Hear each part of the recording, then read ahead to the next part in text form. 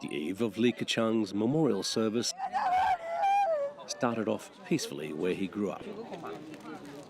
Mourners of all ages and all walks of life had come to pay their respects at the family home of China's former number 2 leader. But when people tried to speak to us positively about the previous premier, they were quickly interrupted by officials, saying we should all move on.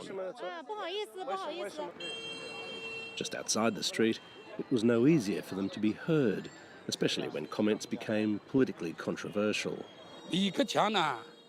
When people had difficulties or hardships, Premier Li went to the place to try to understand the situation. Not like the current premier. He is a sycophant. Comparing Li Keqiang's more liberal leadership style to the current rulers of China has become the most sensitive aspect of his sudden death last week.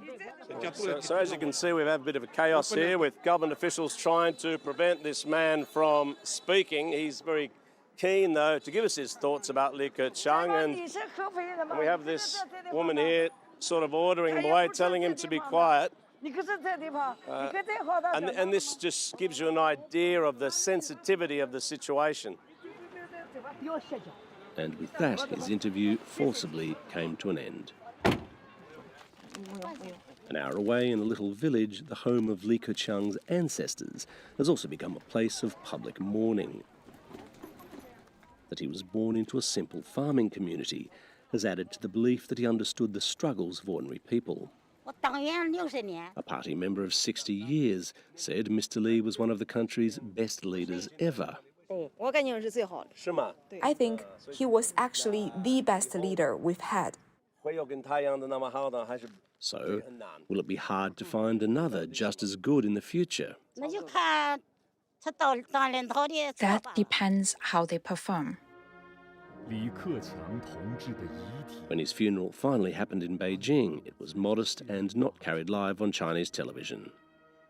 In the past, the deaths of popular leaders have led to political upheaval, so Xi Jinping will be wanting this time to pass quickly. Back in Mr. Li's hometown, his service prompted an even tighter crackdown. Hundreds of police, plainclothes officers and party volunteers were organised to block filming and be on the lookout for troublemakers. You wonder what Li Keqiang would make of this today. Stephen McDonald, BBC News, Hefei.